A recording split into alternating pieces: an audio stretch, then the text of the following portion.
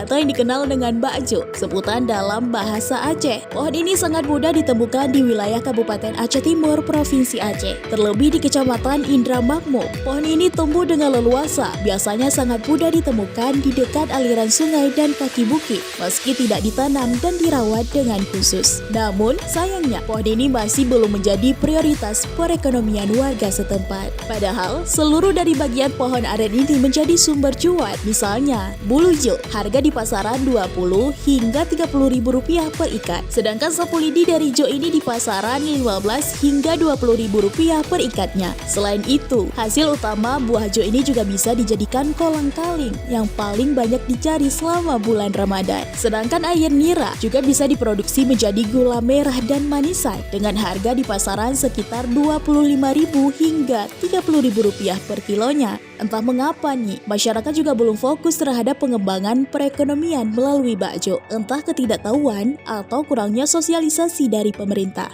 Baru-baru ini pada Januari 2025 di media Tempo, Bapak Presiden mengungkapkan melalui menterinya akan menanam pohon aren seluas 2 juta hektar, mendukung swasembada energi dengan anggaran 112 triliun. Nah, ini menjadi harapan baru kepada petani aren dimanapun berada, ditambah lagi di Aceh Timur, Provinsi Aceh.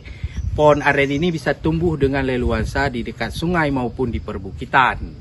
Nah, pohon aren juga jika kita tanam ini akan tumbuh, akan bisa kita panen sekitar 5 tahun atau 7 tahun lamanya. Nah, mari kita lihat sebuah kisah Lek Ngadiman bersama istrinya di Kampung Alu Imirah, Kecamatan Indra Makmur, Kabupaten Aceh Timur. Bagaimana ia menjalani kehidupan dengan 2 pokok aren yang memberi kehidupan bagi pasutri lansia ini. Berbeda dengan Lek Ngadiman, seorang kakek dari Gang Becek, Desa Alu Imirah, Kecamatan Indra Makmur, Kabupaten Aceh Timur ini menjadi sandaran hidup dengan 2 batang pohon jo. Setiap paginya, usai ibadah subuh, Lek Ngadiman segera bergegas dan mempersiapkan alat seadanya, seperti parang dan wadah penampungan air jo. Menunggu sedikit matahari naik, ia langsung keluar rumah dan menuju ke tempat bakjo yang akan dipanennya. Menggunakan tangga seadanya dari pohon bambu, Lek Ngadiman mulai mengangkat kakinya satu persatu dengan penuh kehati-hatian. Setelah tiba di puncak, wadah penampungan air jo yang dipanen kemarin sore diganti dengan wadah yang akan menampung hasil panen pagi ini. Memang terlihat mudah, namun tidak seindah yang kita bayangkan, karena jika tidak pada ahlinya, air jo ini tidak akan keluar. Hal ini juga telah dilakukan beberapa kali oleh anaknya, namun hasilnya nihil. Air jo tidak mau menetes. Lek Ngadiman mengaku tahun ini genap 20 tahun ia geluti sebagai pemanen air jo. Namun, dulu hasil bakjo ini sebagai sampingan saja karena kerja utamanya adalah sebagai penderes getah pohon rambung. Seiring berjalannya waktu di masa senjanya ini, pohon rambung itu juga tiada lagi karena faktor usia. Dan kini Lek Ngadiman hanya bergantung pendapatan dari tetesan 2 pohon jo tersebut bersama istrinya, Sulastri. Ambil air kalau pagi jam 7 lah, jam 7. Kalau sore, motong sore kan, ya ada hari gini jam 4. Kalau ini udah lewat jam 4 ya kan. Nah itulah. Kalau aku memang belum bisa bikin gula itu.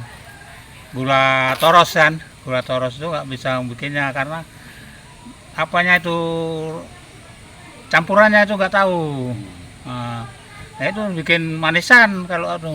Sesampai Lek Ngadiman ke rumah, istri tercintanya pun sudah menunggu, membuka pintu dan mempersiapkan kebutuhan untuk diaduk menjadi manisan. Hanya dengan menggunakan kayu bakar di dapur sederhananya, air jo tadi dituangkan ke dalam wadah api yang telah membara. Setelah tercapai proses puncaknya, air jo ini berubah menjadi manisan, lalu didinginkan, kemudian dibungkus dengan ukuran per kilo ke dalam plastik, serta nantinya akan dijual ke pasar kedai Alu Imirah dengan harga Rp20.000 per kilonya. Berapa liter dalam satu hari dapat? Kalau dalam satu hari ini udah karena udah kurang nih kan. Kalau yang ada tadi sekitar 8 liter kan. Kalau pagi memang ada sampai 12 liter kalau pagi penuh kalau pagi. Nah, 1 liternya berapa dijual biasanya? ya, 1 liter berapa dijualnya? kalau dijual kalau kayak botol aqua kecil kan, aqua kecil 5.000 satu botol dijual. Nah itu kalau kita artinya kita jual di rumah ada orang datang gitu kan. Kalau nggak ada orang beli dibikin itu manisan. Nah itu aja.